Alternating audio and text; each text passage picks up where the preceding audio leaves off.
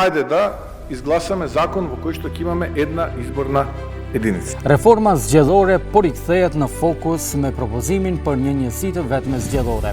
Por ai konvenon ky model shqiptarëve në Maqedoni të Veriut. Është më i favorshëm për etnikumet më të vogla edhe për partitë më të vogla.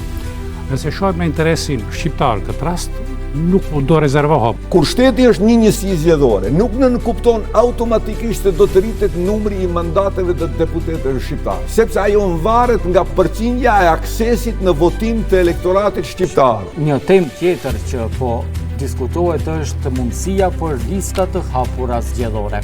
A do të jap kjo më shumë fuqi qytetarëve për të zgjedhur kandidatin që duan apo do të jetë vetëm një tjetër lojë politike?